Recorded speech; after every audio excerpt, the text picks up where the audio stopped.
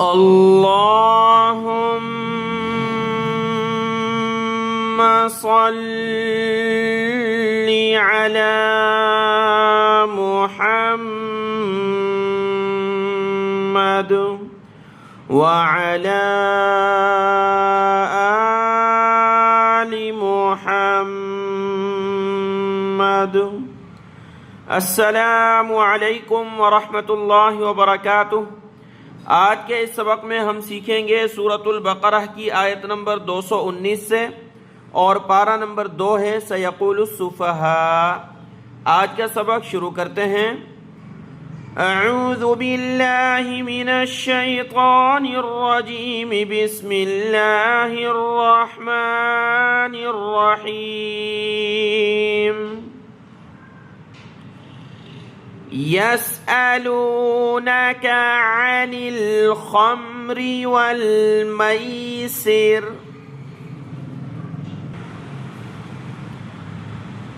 قل فيهما إثم كبير ومنافع للناس وَإِثْمُهُمَا أَكْبَرُ مِن نَفْعِهِمَا۔ آیت نمبر 219 میں یہاں سے لے کر کے یہاں تک کے ٹکڑے میں شراب اور جوا کے متعلق ذکر ہے۔ فرمایا کہ یسألونک، اے محمد صلی اللہ علیہ وآلہ وسلم آپ سے وہ سوال کرتے ہیں، عن الخمری شراب کے متعلق، والمیسری اور جوا کے متعلق۔ قل فیہما، آپ کہہ دیجئے، فیہما ان دونوں میں، اثم کبیر گناہ ہے، بڑا گناہ ہے، ومنافع اور نفع ہے، للناس لوگوں کے لیے، واثمہما اکبر حالانکہ ان دونوں کا گناہ اکبر زیادہ بڑا ہے، من نفعہما ان دونوں کے نفع سے۔ فرمایا کہ آپ سے سوال کرتے ہیں شراب کے متعلق کہ کیا حکم ہے اس کا، اور جوا کے متعلق۔ مسلمان جب ہجرت کر گئے مکہ سے تو مکہ میں بھی اس وقت لوگ شراب پیتے تھے زمانہ جاہلیت میں، اور جب مدینہ گئے تو شراب کی حرمت سے پہلے وہاں بھی شراب پی جاتی تھی۔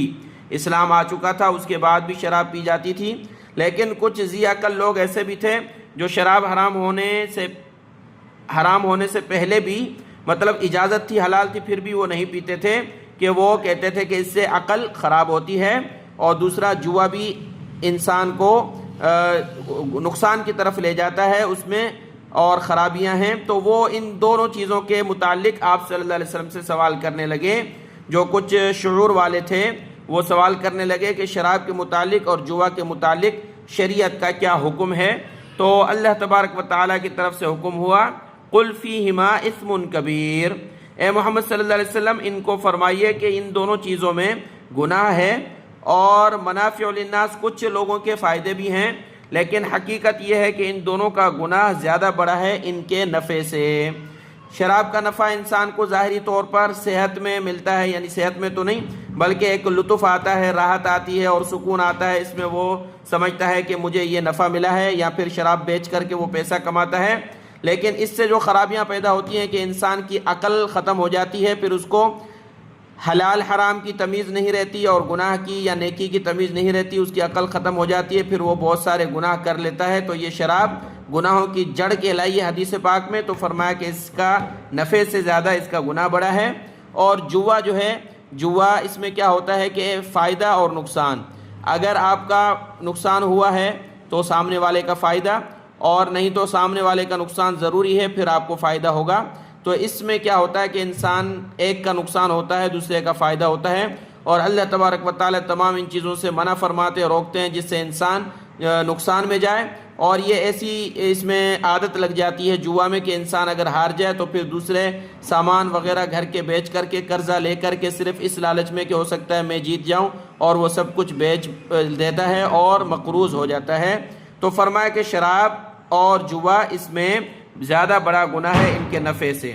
یہ اس وجہ سے فرمایا بالکل مطلقاً شراب کو حرام نہیں کیا گیا، کیونکہ آپ جانتے ہیں کہ نشہ انسان آہستہ آہستہ چھوڑ سکتا ہے، جلدی نہیں۔ تو وہ اس وقت اسلام سے پہلے ان کے خاندان اور ان میں شرابیں بناتے تھے، گھر میں پیتے تھے، تو ایک لگا ہوا تھا نشہ۔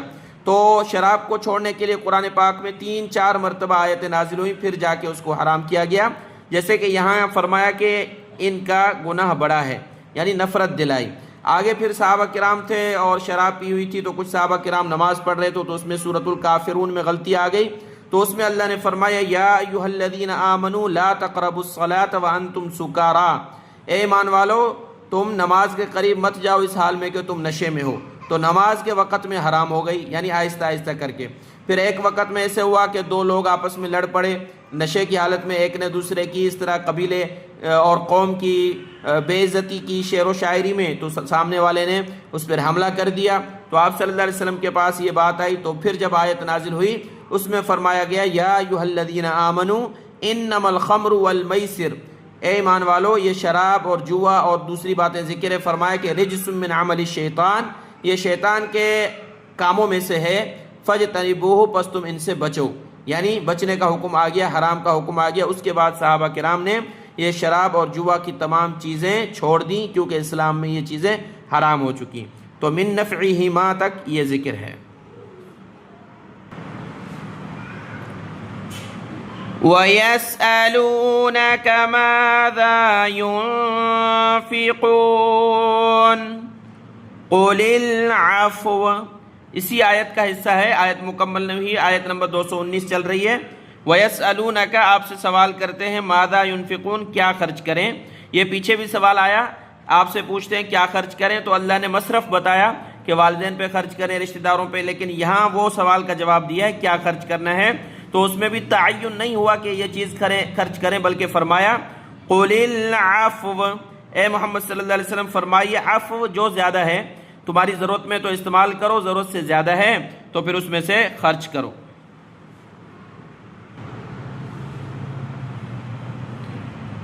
كَذَلِكَ يُبَيِّنُ اللَّهُ لَكُمُ الْآيَاتِ لَعَلَّكُمْ تَتَفَكَّرُونَ فِي الدُّنْيَا وَالْآخِرَةِ. كَذَلِكَ، اسی طرح، يُبَيِّنُ اللَّهُ، بیان کرتا ہے اللہ، لکم، تمہارے لیے، آیات، لعلکم، تاکہ تم، تتفکرون، غور و فکر کرو، فی الدنیا والآخرہ، دنیا میں اور آخرت میں غور و فکر کرو. اللہ تمہارے لیے یہ آیات کو کھول کھول کر کے بیان کرتا ہے. آیت نمبر 219 مکمل ہوئی، اور 220 نمبر آیت میں ایک لفظ یہ آ گیا فی الدنیا والآخرہ. اور آگے سوال ہے یتیموں کے بارے میں، کہ وہ آپ سے یتیم کے متعلق سوال کرتے ہیں. تو اس میں کیا تھا کہ یتیم کے بارے میں سخت حکم قرآن مجید میں آیا ہے کہ جو یتیم کا مال کھاتے ہیں وہ اپنے پیٹ میں آگ بھرتے ہیں، انگارے بھرتے ہیں. تو لوگ کیا کرتے تھے، یتیموں کا جو مال تھا الگ رکھتے تھے تاکہ ہم کھا نہ جائیں، اور ان کے لیے جو کھانا بناتے تھے الگ بناتے تھے. اور اگر یتیم نے کھا لیا دوسرا بچ گیا تو وہ ضائع ہو جاتا تھا، سڑ جاتا تھا، لوگ نہیں کھاتے تھے. تو پھر اس کے متعلق سوال پوچھا کہ شرعی حکم کیا ہے. وَيَسْأَلُونَكَ عَنِ الْيَتَامَى، اور آپ سے سوال کرتے ہیں یتیموں کے متعلق. قُلْ إِصْلَاحٌ لَهُمْ خَيْرٌ، قل آپ کہہ دیجئے، اصلاح، بھلائی کرنا، لہم، ان سے، بھلائی کرنا، خیر، بہتر ہے. وَإِن تُخَالِطُوهُمْ فَإِخْوَانُكُمْ، وَإِن، اور اگر، تُخَالِطُوهُمْ، تم مل جل کر رہو ان سے، فَإِخْوَانُكُمْ، پس تمہارے بھائی ہیں. یعنی پہلے مل کر کھانا نہیں کھا سکتے تھے، الگ کرتے تھے، کیونکہ ہو سکتا ہے قرآن مجید میں آیا کہ جو یتیم کا مال کھاتا ہے اپنے پیٹ میں آگ بھرتا ہے، تو وہ یتیم کا مال کھانا الگ بناتے تھے، تمام چیزیں، اور پھر وہ ضائع ہو جاتی تھی، یتیم سے بچ کر کے ضائع ہو جاتی تھی. تو ان کو فکر ہوئی کہ ہمیں ضائع نہیں کرنی یتیم کا مال. تو اللہ نے فرمایا کہ اصلاح کا ارادہ ہے تمہارا کہ اس کا مال ضائع نہ ہو، تو تم ان کا مال آپس میں ملا کر رکھ سکتے ہو، لیکن حساب رکھنا ہے کہ یہ یتیم کے پیسے ہیں، اور الگ کھانا نہ بناؤ، کٹھے بناؤ، تاکہ اس میں ہی کام چل جائے اور اس کے مال بچے جائے، ضائع ہونے سے بچ جائے. تو اگر ان سے مل جل کر رہو، فإخوانکم، تو پس یہ تمہارے بھائی ہیں.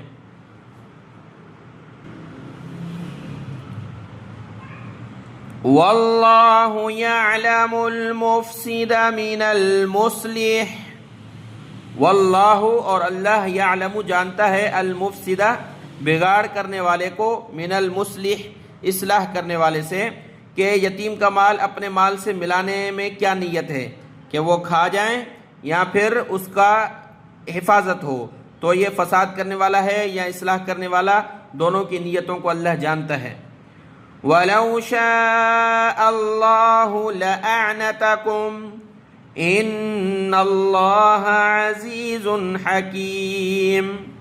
وَلَوْ شَاءَ اللَّهُ، ولو اور اگر، شاء اللہ چاہتا اللہ، لَأَعْنَتَكُمْ تو ضرور تم پر مشقت ڈال سکتا تھا۔